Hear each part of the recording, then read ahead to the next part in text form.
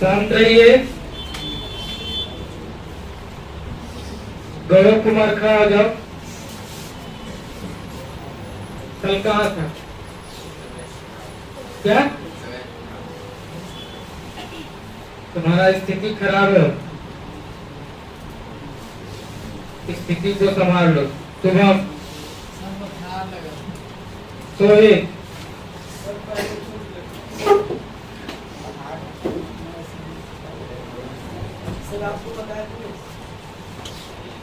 यीशु नहीं आया है। बैठो।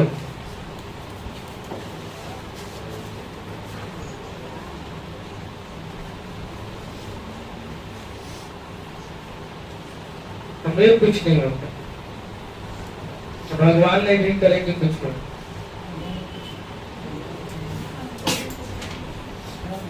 हम चाहते हैं कि एक दिन भी क्लास मिस ना हो हमारे तरफ से। तुम सब डेली मिस करो, फायदा करेगा पौष्टिक आहार के रूप में।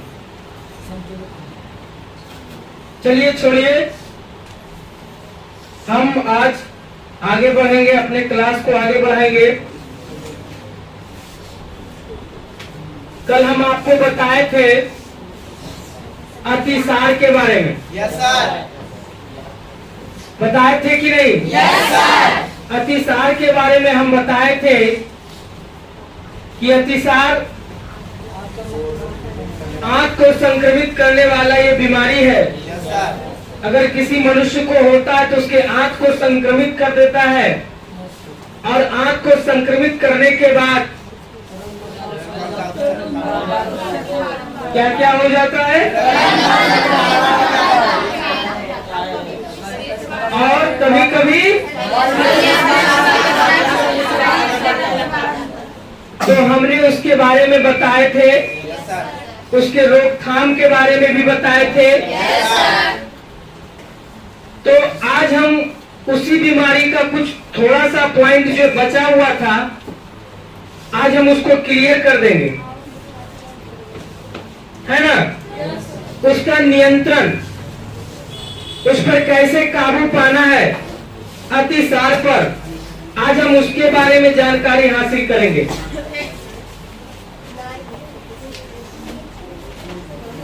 नियंत्रण लिख करके हम लोग डाल देंगे, और अतिसार पर नियंत्रण कैसे पाना है, उस पर रोक कैसे लगाना है, इसके बारे में हम आज जानकारी प्राप्त करेंगे।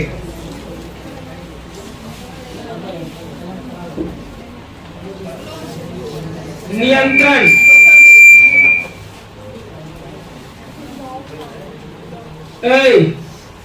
तुम डेली कल में नहीं लाता है?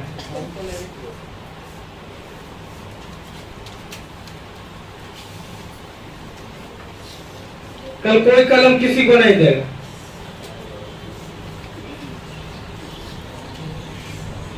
सबसे पहला नियंत्रण है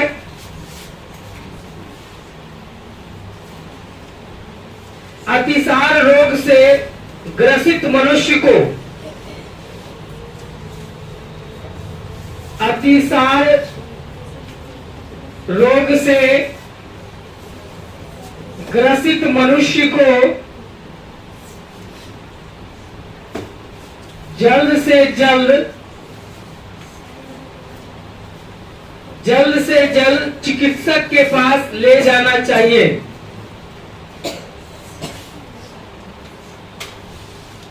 चिकित्सक के पास ले जाना चाहिए। दूसरा पॉइंट है लगातार उल्टी की अवस्था में, लगातार उल्टी की अवस्था में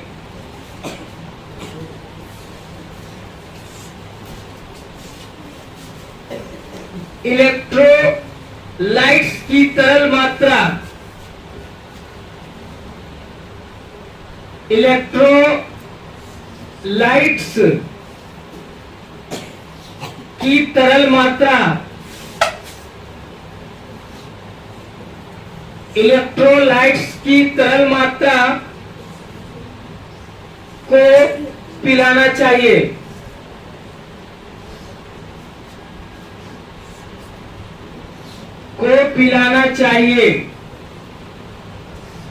और तीसरा पॉइंट है, जब तक रोग नियंत्रण में ना आ जाए, जब तक रोग नियंत्रण में न आ जाए, जब तक रोग नियंत्रण में न आ जाए, रोगी को पूर्ण रूप से आराम करना चाहिए। रोगी को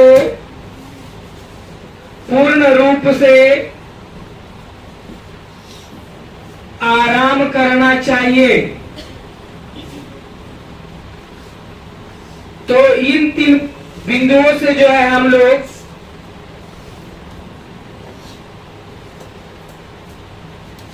हम उस बीमारी पर जो है नियंत्रण कर सकते हैं। कौन सी बीमारी पर? कौन सी बीमारी? अतिसार। सबसे पहले ध्यान से देखिए, करा कि अतिसार अगर हो गया तब उस पर नियंत्रण कैसे करना है। तो सबसे पहला पॉइंट बोल रहा है कि अतिसार रोग से ग्रसित मनुष्य को जल्द से जल्द चिकित्सक के पास ले जाना चाहिए। ये चिकित्सक कौन है भाई? डॉक्टर। जी हाँ, ये डॉक्टर के पास जैसे ही अगर आप अतिसार से ग्रसित हो गए हैं तो आप विलंब ना करें, डॉक्टर के पास चले जाइए, वहां आपका इलाज और ट्रीटमेंट होगा। और दूसरी पॉइंट कर रही कि लगातार उल्टी की अवस्था में इलेक्ट्रोलाइट्स, एक पाउडर जो मार्केट में उपलब्ध होता है, इतना बड़ा पाउच में बना हुआ रहता है, ठीक है।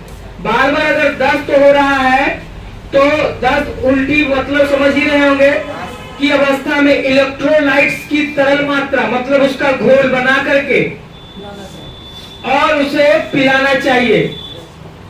और तीसरी पॉइंट जब कर रहा है कि जब तक रोगी बिल्कुल ठीक नहीं हो जाता है तब तक उनको क्या चाहिए? आराम चाहिए। ये नहीं कि थोड़ा सा नॉर्मल हुआ फिर से आप अपनी दुनिया में, तो फिर आपका तो शरीर पहले से ऑलरेडी कमजोर हो चुका है, आपके शरीर में पानी की मात्रा कम चुकी है। इसलिए आप जो है थोड़ा समय के लिए आराम कर लीजिए। आराम करने के बाद जब बिल्कुल आप स्वस्थ हो जाइएगा फिर आप अपने काम में लग जाइए, कोनो प्रकार की कोनो दिक्कत नहीं है। लेकिन इन तीनों पॉइंट को आपको हमेशा ध्यान में रखना है, तभी जाकर के ये बीमारी अतिसार पर आप नियंत्रण पा सकते हैं। तो ये बीमारी जो है अतिसार के लिए था, जिसके बारे में हमने सारा डिटेल्स आपको बताया। अतिसार फैलता कैसे है और इसको फैलाने वाला कौन है, इस पर नियंत्रण कैसे करना है, इसका उपचार क्या है, हम आपको कल बताए थे कि इसमें ORS घोल का भी उपयोग किया जाता है। किसका घोल का उपयोग किया जाता है? ORS का विस्तृत रूप क्या है? क्या है? खड़ा हो, बोलिए क्या है? बताइए। मिलेगा, आज मिलेगा, आज मिलेगा। चलिए अब बताइए। बिलियम नहीं, billion. Oral rehydration billion. ORS को हम लोग बोलते हैं ओरल रिहाइड्रेशन बिलियन, और इंग्लिश में इसी को बोलते हैं ओरल रिहाइड्रेशन सॉल्यूशन।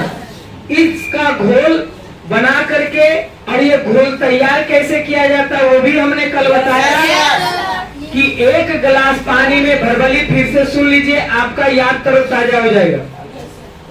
1 गिलास पानी में 3 चम्मच चीनी और उसका 1/4 भाग नमक और नींबू का मिलाकर ORS घोल अर्थात ओरल रिहाइड्रेशन सॉल्यूशन बनाया जाता है।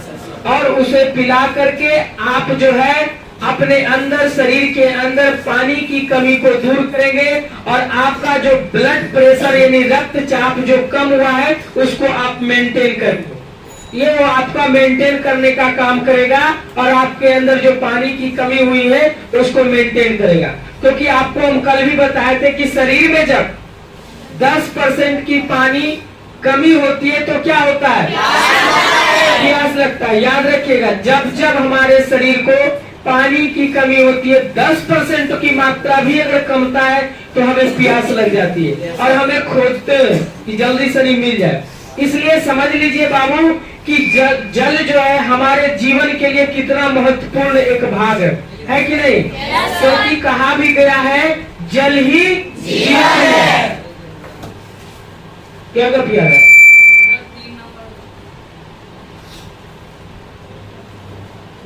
जल ही जीवन है। इसलिए हमारे शरीर में जैसे ब्लड की जरूरत है उसी प्रकार हमारे शरीर में जल की भी मात्रा की जरूरत है।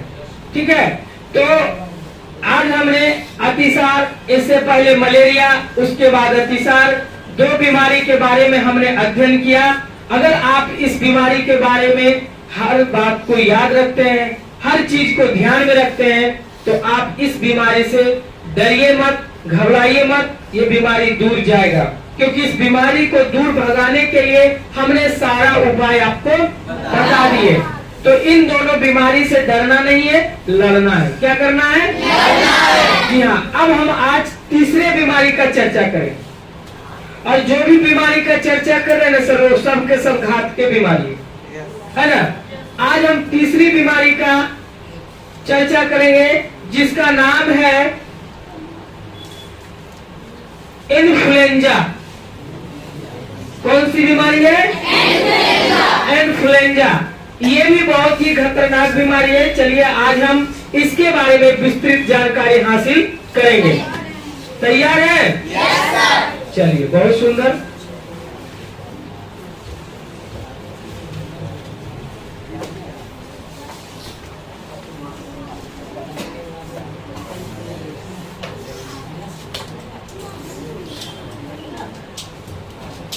हम अपने तरफ से सर पूरा प्रयास करते हैं कि हम अपने भाषा में आकर के आप लोगों को अपने भाषा में ला करके और अच्छी से अच्छी तरीका से समझा करके आपके अंदर डालने का प्रयास रखते हैं। और आप लोग अगर डाल भी लेते हैं अपने अंदर में, तो यहाँ से जाने के बाद हमको लगता निकल भी जाता नहीं। ये सब देखिए, कहा गया ना कि बहुत भाग्य से कोई चीज मिलता है। आप लोग जानते हैं, बहुत भाग्य से, कठिन परिश्रम करने के बाद ही कुछ मिलता है। तो आप लोगों का बहुत भाग्य की बात है कि आप न जाने कैसे कैसे यहाँ पहुंच गए, क्योंकि आपको इतना डिटेल्स में सीखने के लिए अच्छे जगहों की जरूरत होती है। लड़का इसमें 3 गो है।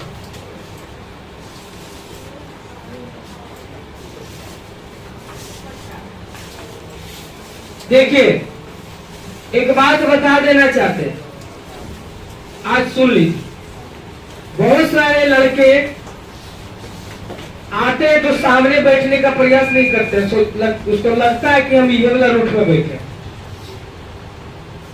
तो सुन लीजिए, जिसको लगता है कि हम यही रूट में बैठे, बहुत खुशी की बात है, बैठिए ना, कोई दिक्कत नहीं।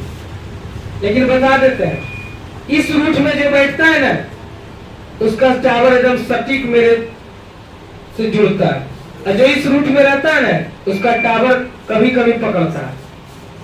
और आप लोग के घरों में मोबाइल तो वही है, टावर नहीं पकड़ता, घरवा में तो बाहर निकलते हैं, ससुराल घर ये नहीं रहता, और टावरवा जब तक धरेगा नहीं तब तक बात नहीं होगा। तो वही बात है, ई रूट में जो भी है उसका टावर हमसे जुड़ा हुआ रहता है, तनियो से मिस करेगा तुरंत धर लेगा उसको। क्योंकि आपके अंदर, हमारे अंदर का ज्ञान आपके अंदर कैसे जाएगा? आई टू आई कांटेक्ट के कारण जाएगा। और जिसका आई टू आई कांटेक्ट हमसे नहीं होता है, समझे, नहीं जा रहा है, क्योंकि आंख से निकलने वाली तरंग के माध्यम से वो ज्ञान, क्योंकि ज्ञान जो होता है पानी से भी पतला, दिखता नहीं किसके अंदर कितना जा रहा है।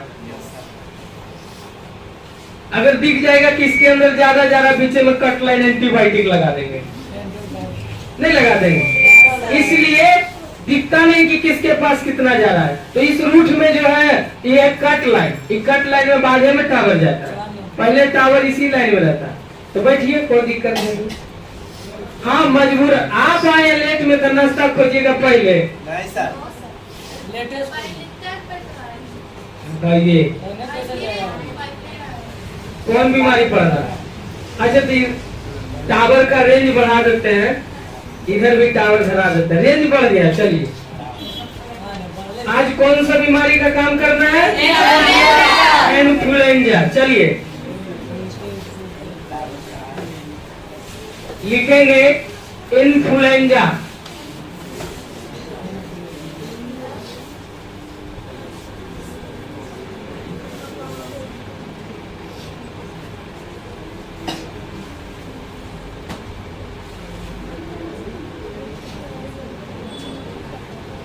गलत मत लिखिएगा,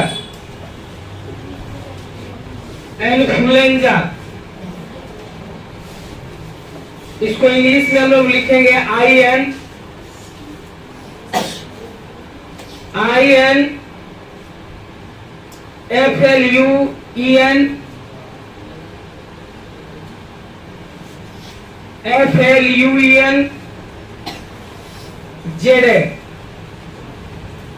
इन्फ्लुएंजा, इसके बारे में हमको जानना है।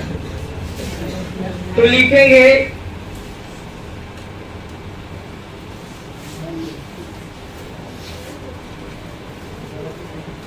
यह विषाणुओं के द्वारा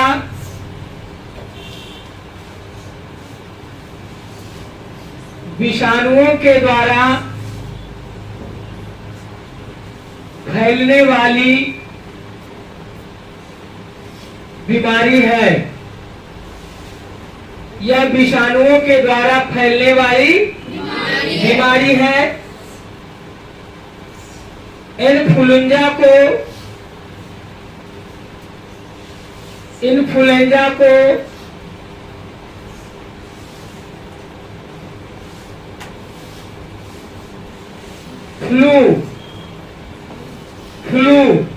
इन्फ्लुएंजा को फ्लू भी कहते हैं।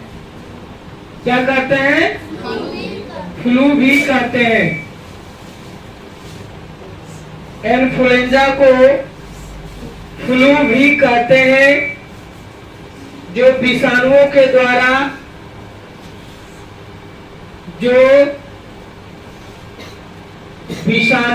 द्वारा एक मनुष्य से दूसरे मनुष्य में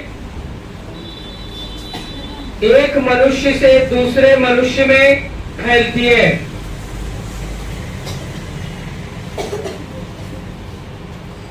एक मनुष्य से दूसरे मनुष्य में फैलती है।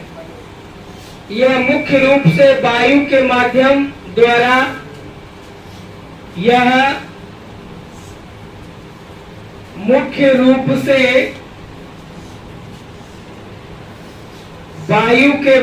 द्वारा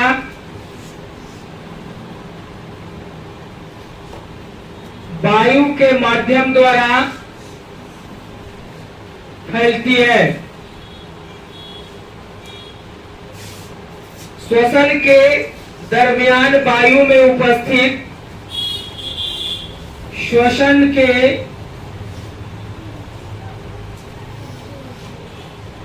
समय वायु में उपस्थित श्वसन के समय वायु में उपस्थित विषाणु नाक, गला तथा ऊपरी श्वसन क्षेत्रों के नाक, गला तथा ऊपरी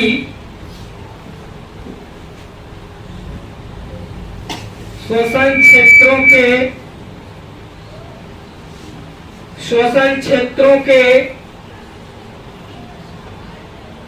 म्यूकस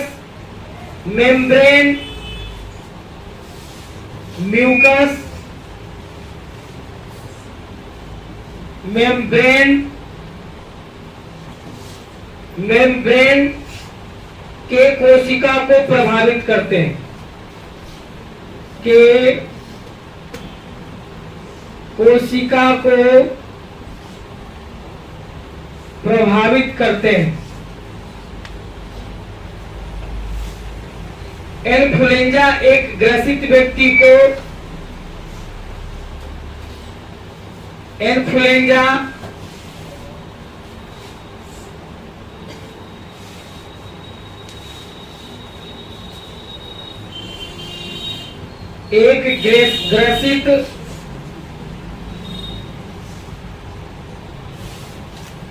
एक ग्रसित व्यक्ति को दूसरे स्वस्थ व्यक्ति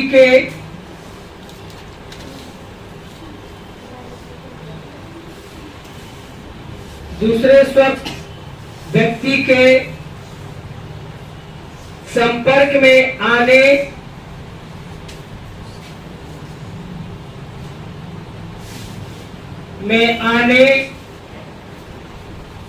छींकने,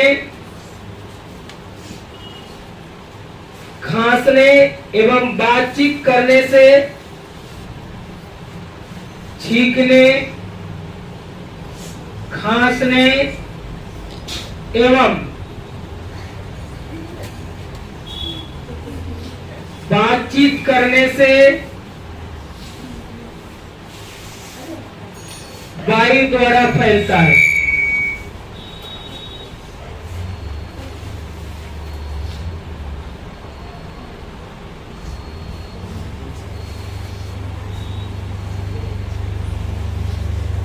इतना पॉइंट नोट कीजिए और इसको पहले हम लोग समझेंगे, उसके बाद आगे बढ़ेंगे।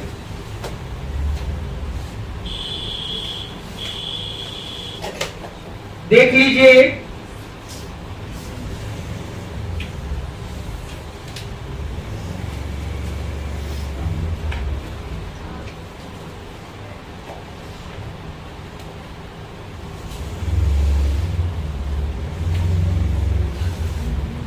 ये जो बीमारी है विषाणुओं के द्वारा अर्थात वायरस के द्वारा फैलता है। इन्फ्लुएंजा कैसे फैलता है? वायरस के द्वारा। विषाणु का इंग्लिश होता है वायरस। तो ये जो है वायरस के द्वारा फैलता है तथा विषाणुओं के द्वारा फैलने वाली बीमारी, यानी वायरस के द्वारा फैलने वाली बीमारी, यह मुख्य रूप से वायु के माध्यम से करा ना, यह मुख्य रूप से वायु के माध्यम द्वारा फैलती है। आपको हम बताए भी थे कि वायरस जो है कैसे कैसे फैलता है, वायु के माध्यम से, जल के माध्यम से।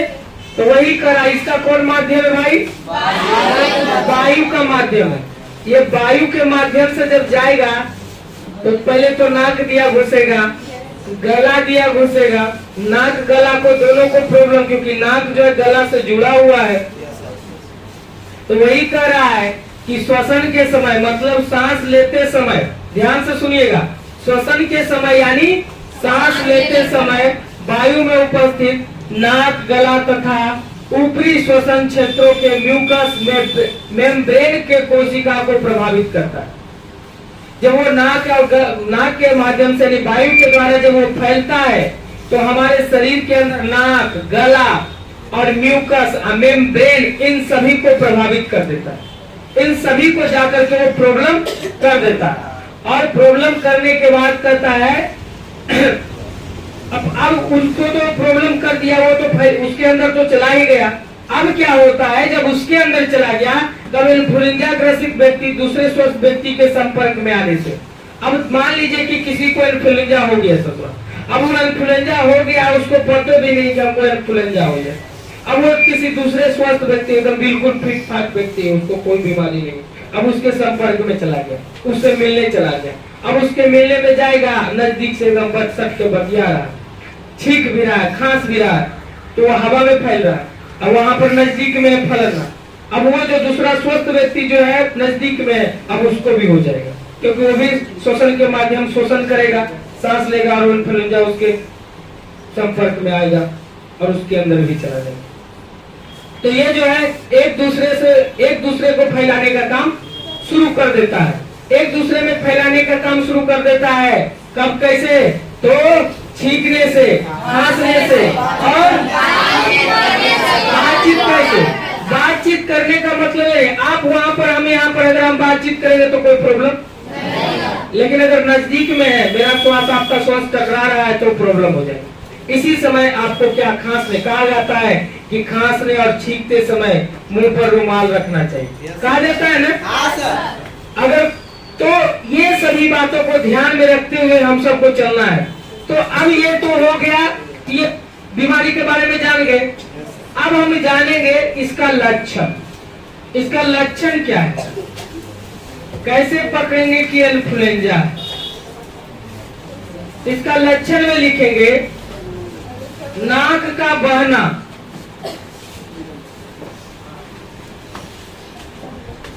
नाक का बहना, बहना मतलब समझ रहे ना, सर्दी जो हो जाता, नाक को बहना, छींक आना, छींक आना, पेशीय दर्द,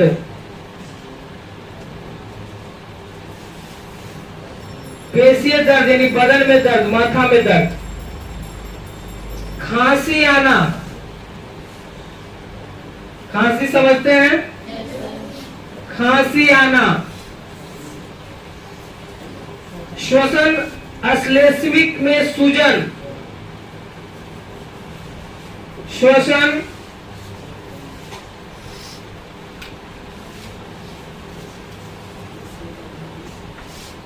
श्वसन श्लेष्मिक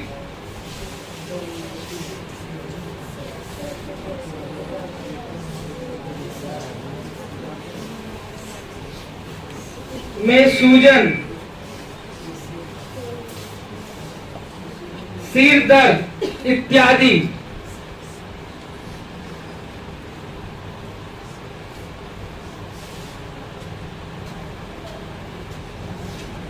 सिर दर्द इत्यादि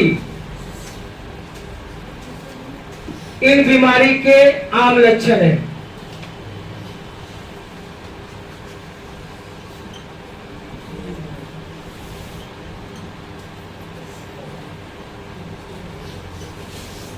तो आप लक्षण भी जान गए। लक्षण में बता रहा है कि नाक का बहना, छींक आना, पेशीय दर्द, खांसी आना, श्वसन अश्लेषिक में सूजन, ठीक है, सिर दर्द इत्यादि इन बीमारी के आम लक्षण है। इतना प्रकार का अगर आपके लक्षण आपके अंदर दिख रहा है या किसी व्यक्ति के अंदर दिख रहा है तो सर समझ जाइए कि वो इन्फ्लुएंजा के शिकार हो चुके हैं। अब उनका जब इन्फ्लुएंजा का शिकार हो चुके हैं तब उनका क्या होगा, ट्रीटमेंट होगा, उपचार होगा। और उपचार किस प्रकार से होगा आज उसके बारे में फिर सीखेंगे। तो चलिए इसको पहले आप लिख लीजिए।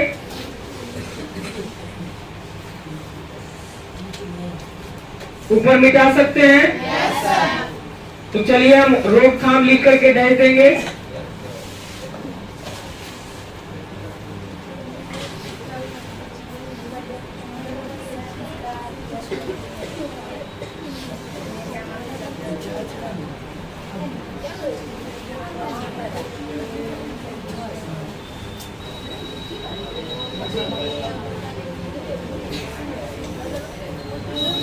आवाज नहीं,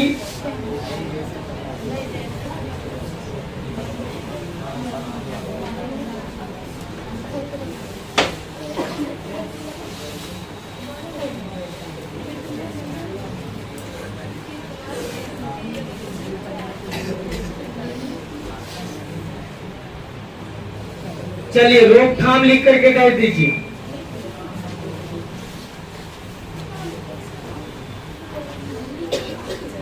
रोकथाम, इस बीमारी को कैसे रोकना है, तो लिखेंगे इस बीमारी से बचाव के लिए, इस बीमारी से बचाव के लिए, इस बीमारी से बचाव के लिए फ्लू के रोगियों से, फ्लू के रोगियों से, फ्लू के रोगियों से दूर रहने का प्रयास करना चाहिए, दूर रहने का प्रयास करना चाहिए।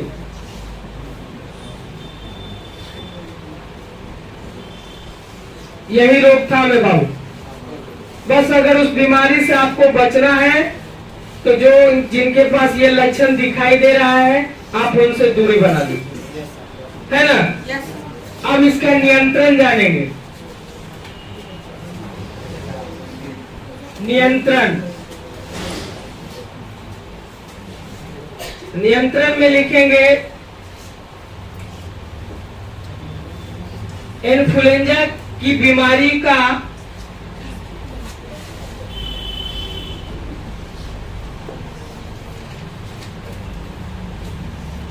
इन्फ्लुएंजा की बीमारी का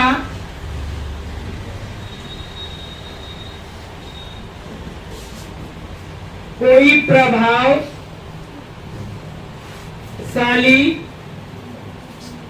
प्रभावशाली नियंत्रण नहीं है,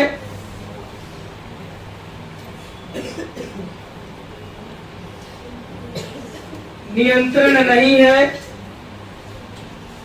इस बीमारी में दवाओं का प्रभाव नहीं के बराबर होता है,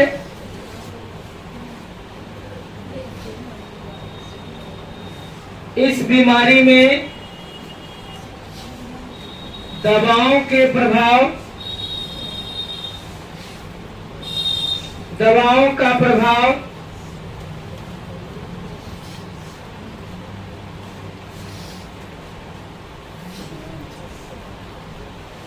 नहीं के बराबर,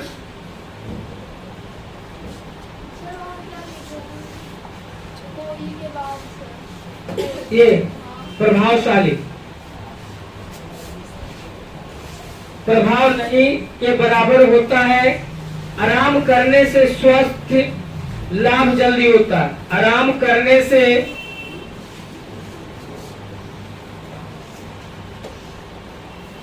स्वास्थ्य जल्दी आराम होता है। देखिए ये जो है इन्फ्लुएंजा कोई घातक बीमारी नहीं है, कोई खतरनाक बीमारी नहीं है। इस बीमारी में बताया गया कि अगर आपको बचना है तो अगर जो भी व्यक्ति ग्रसित है इस बीमारी से, सबसे पहले उससे दूरी बना लेना। और इसका जो है इलाज भी, दवा भी कोई उतना प्रभावकारी नहीं है, इसका दवा भी उतना प्रभावकारी नहीं है। बस करना क्या है, आपको थोड़ा मोड़ा ट्रीटमेंट भी करवा लेना है, थोड़ा मोड़ा दवा भी ले लेना है और घर पर एकदम आराम से बैठना है और आराम करना है और स्वस्थ रूप से रहना है, स्वस्थ भोजन करना है, स्वस्थ पानी पीना है। आप बिल्कुल ठीक हो जाइएगा धीरे धीरे, इसमें कोई ज्यादा परेशानी की बात नहीं है। तो यहाँ पर देखिए आज के डेट में क्या हो चुका है कि आज के डेट में अगर छींक आ रहा है, खांसी हो गया है, सर्दी हो गया है तो कहेगा कोरोना हो गया। अब उसको कोरोना बोल करके उसका दिल का धड़कन जो है तेज हो गया। अब उस को कुछ हुआ भी नहीं है तो समझ रहा हमको कोरोना हो रहा। वो पहले एक दिन की एक सप्ताह पहले घर में बंद हो गया कि हमको कोरोना हो गया, वो ठीक हो जाएगा, क्योंकि उसको तो कोरोना ऐसे भी आराम की जरूरत था। इस बीमारी में क्या करना, आराम की जरूरत है और लोगों के संपर्क में नहीं आना। क्योंकि संपर्क में भी आएंगे तो बीमारी फैलेगा, पता है। तो पहले से बोल दिया कि कोरोना हो गया, उसको तो वो टेंशन भले हो गया लेकिन घर में बंद हो गया। अब वो बता भी नहीं रहा कि हमको कोरोना हो, अब घर में बंद है बेचारा। अल्लाह बंद ठीक हो गया, जा घर। अतः हमको ठीक हो गया, बोलेगा हमको ठीक हो गया। अरे ठीक हो गया, तुमको बीमारी है कौन था? आपको तो नॉर्मल बीमारी था जिसका नाम है, आप समझ गए कोरोना, अगला बोल दिया कोरोना हो गया। कोरोना का लक्षण अलग है। कोरोना का लक्षण कुछ ऐसा भी है जो इन्फ्लुएंजा से मिलता जुलता है ना। पहला पार्ट में तो यही आया था ना, जिसको सर्दी खांसी हो गया कोरोना हो नहीं हो। अब बताइए, सर्दी खांसी तो यहाँ भी हो रहा है तो कोरोना हो जाएगा? अभी भी होता है सर्दी खांसी, कोरोना हो गया? क्या हो गया? कैसे ठीक होगा? आप लोग सुने कि नहीं कोई व्यक्ति को सर्दी हो जाता दवा ववा नहीं खाता, ऐसे ठीक हो जाता है? क्या बता रहे हैं, दवा की जरूरत है? किसकी जरूरत? आराम की जरूरत है। स्वस्थ से रहिए, स्वस्थ खाइए पीजिए, स्वस्थ सब चीज अपने ठीक हो जाए। बहुत कभी कभी तो ये भी कहा जाता है कि अगर सर्दी हो गया है, नाक बह रहा है तो दवा नहीं खाना चाहिए, बोले है ना। तो दवा नहीं खाना चाहिए क्योंकि पहले से कहला याद है, तुम जगने मन तक नहीं आ जाएगा, लेट हो गया तो जाओ घर, छुट्टी देंगे, ठीक है। तो यहाँ पर जो है आपको ध्यान में रखना है कि इस बीमारी में उतना कोई परेशानी नहीं होता, ठीक है, क्योंकि ये बीमारी उतना प्रभावकारी नहीं है। ऐसा नहीं सोचना कि इन्फ्लुएंजा हो जाएगा तो मर जाएंगे, ऐसा कुछ भी। हाँ, कोरोना में एक प्रॉब्लम था कि अगर वो हो जाता था ना तो आपको श्वास लेने में दिक्कत होता, वहाँ नाक नहीं बहता था, श्वास लेने में फेफड़ा में जाकर के वो प्रॉब्लम करना शुरू करता था।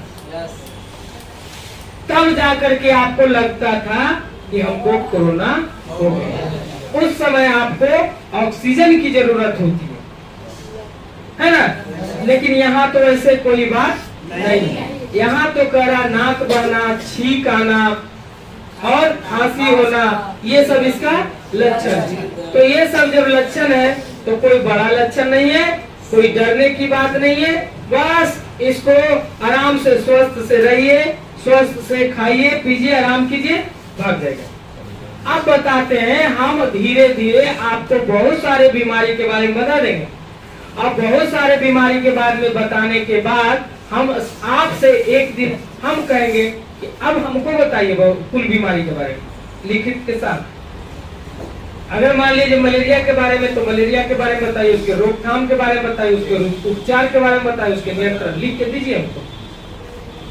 हम सबको डाटा बेस बनवा करके आपसे मांगेंगे। ऐसा नहीं सोचिएगा कि हम लिखा रहे हैं तो छोड़ रहे हैं, इतना टाइम दे रहे हैं आपके पीछे तो हम भी आपसे ले रहे हैं। इसलिए आप डाटा तैयार करके रखिए और उसको दिमाग में।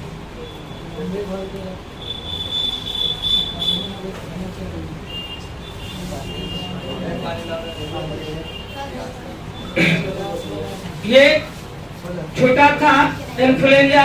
अब इसके बाद हम लोग पढ़ेंगे, आप लोग सुने होंगे बीमारी का नाम।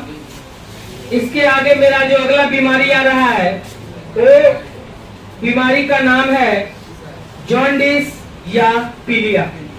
नाम सुने ना? और किन्हीं को हुआ भी होगा जॉन्डिस या पीलिया। इसके बारे में हम जानेंगे कि ये जॉन्डिस जो है या पीलिया जो है कैसे फैलता है और इसका लक्षण क्या है और इसको हम कैसे दूर करेंगे, इसके बारे में हम लोग जानेंगे। बहुत से बच्चे इसमें किन्हीं को हुआ भी होगा, कोई है ऐसा जिनको भी हुआ है? खड़ा हो जाए। किसकी हुआ? और वो किन्हीं को?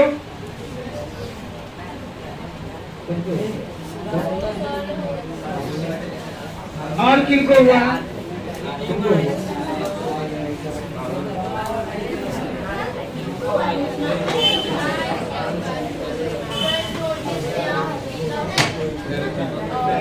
क्या पूरा शरीर पीला हो गया?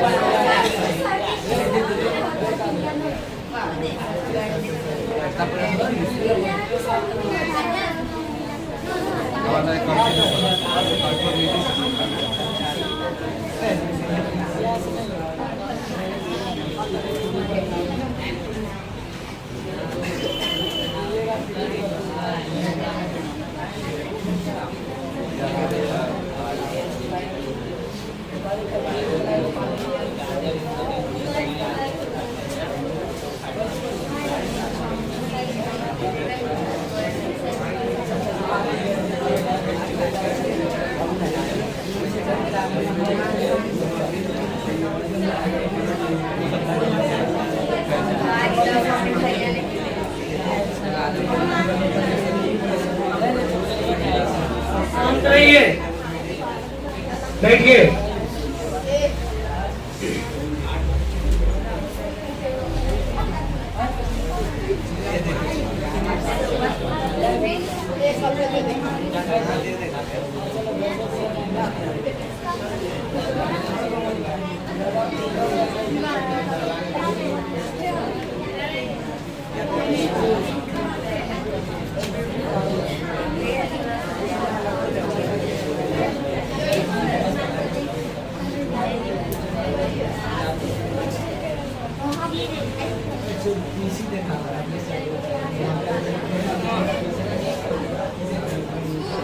ध्यान से देखिएगा, लिख लीजिए, बीमारी का नाम जरूर लिख लीजिए। बीमारी का नाम है पीलिया या जॉन्डिस।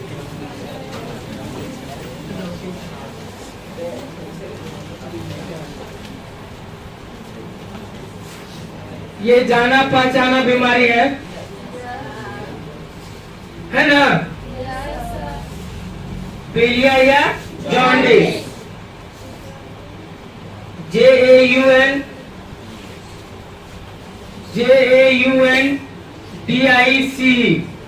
जॉन्डिस,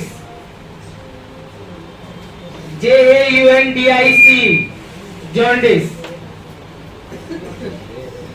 इसके बारे में जानेंगे।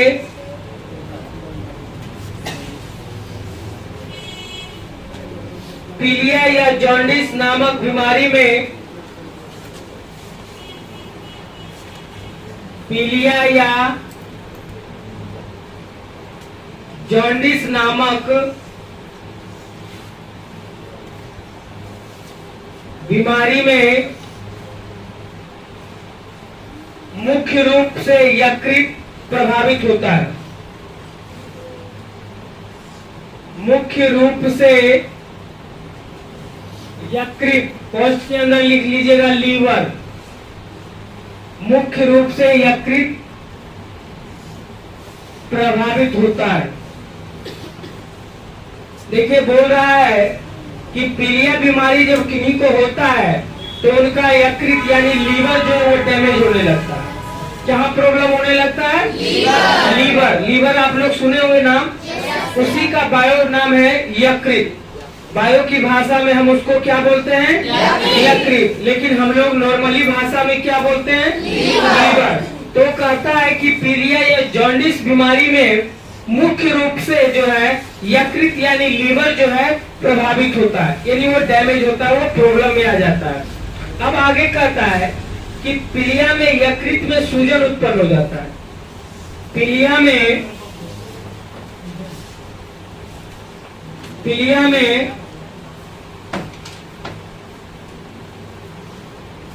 यकृत में सूजन,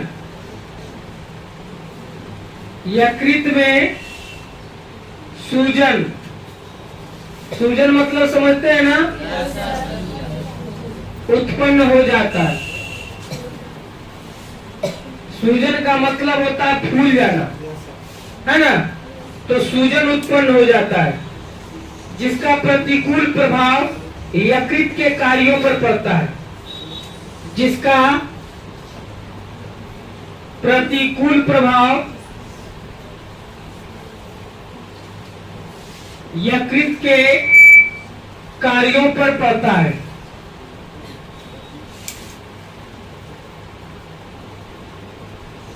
सुनिए, कहता है कि अगर जिनको अगर पीलिया बीमारी होता है तो वो जो है मुख्य रूप से यकृत यानी लीवर को डैमेज करता है, लीवर को प्रभावित करता है। और करता क्या है, लीवर में सूजन आ जाता है।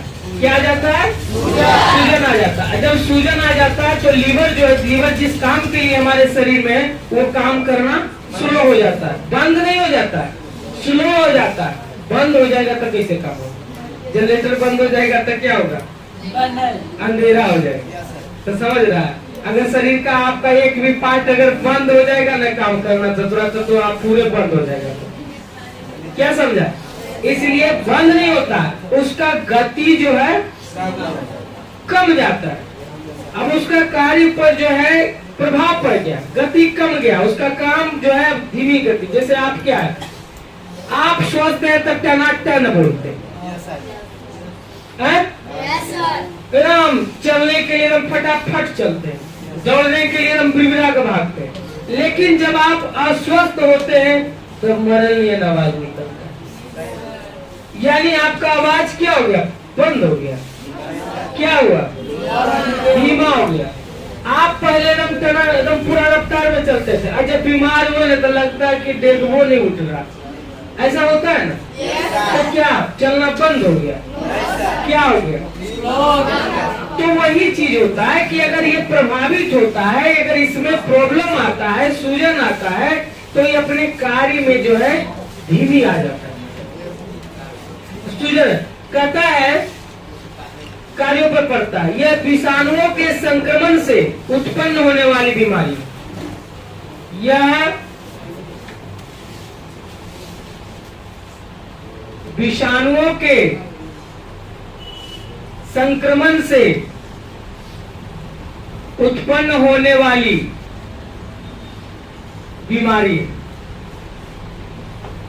ये भी वायरस के कारण उत्पन्न होता है, उत्पन्न होने वाली बीमारी है। यह बीमारी कई प्रकार का होता है। यह बीमारी कई प्रकार का होता है। यह बीमारी जो है कई प्रकार का होता है, जिसे हेपेटाइटिस,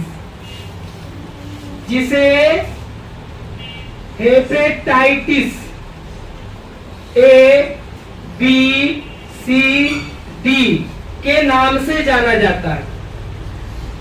के नाम से जाना जाता है। देख लीजिए, ये पीलिया बीमारी का एक और नाम होगा। ये कई पीलिया ही बीमारी है, लेकिन उसका वेरिएंटी जो है अलग अलग है, उसका रूप जो है अलग अलग है। किन्हीं को हेपेटाइटिस ए होगा तो थोड़ा सा उसका लक्षण अलग होगा, हेपेटाइटिस बी होगा उसका आकार अलग होगा, लक्षण अलग होगा, हेपेटाइटिस सी होगा उसका लक्षण अलग होगा, हेपेटाइटिस डी होगा उसका लक्षण अलग होगा, है ना? जैसे देखिए, आपके शरीर में ब्लड है, सबके शरीर में ब्लड है कि नहीं? हमारे शरीर में भी ब्लड है, आप लोगों के भी शरीर में ब्लड है। यानी जितने भी मनुष्य है पृथ्वी पर, जीव प्राणी है ना? सबके अंदर ब्लड है। लेकिन ब्लड 4 प्रकार का है।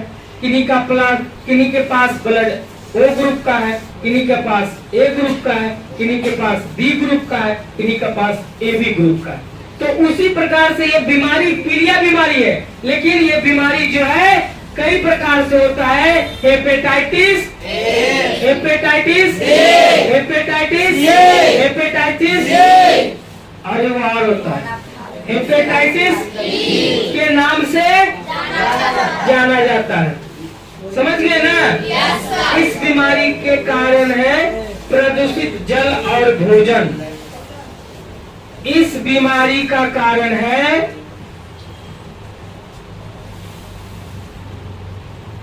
प्रदूषित भोजन, जल और भोजन। देखिए, इस बीमारी का मात्र 2 ये कारण बताइए रहा, ये बीमारी का कारण क्या है, ये हो कैसे जाता है? तो प्रदूषित और इसका मतलब है कि आप जो जल पी रहे हो, आपका जल जो है प्रदूषित है, यानी स्वच्छ नहीं है। और आप जो भोजन कर रहे हैं वो भोजन आप प्रदूषित भोजन कर रहे हैं, इसीलिए आपको प्रॉब्लम हो गया, जॉन्डिस या पीलिया पकड़ लिया। समझ रहे हैं ना? तो हम बार बार आप लोगों से यही निवेदन करेंगे कि आप जो भी जल पीजिए एकदम स्वच्छ जल पीजिए, और जो भी भोजन कीजिए बिल्कुल स्वच्छ भोजन कीजिए, है ना? कभी बाहरी भोजन का प्रयोग ज्यादा मत कीजिए, मत कीजिए, मत कीजिए। लेकिन हम देखते क्या है, स्कूल से छुट्टी होने का बस खाली इंतजार करता है, अब बाहर में ठोकचा वाला ठेला लगा के पहले से तैयार रखता है, और निकला और धरा।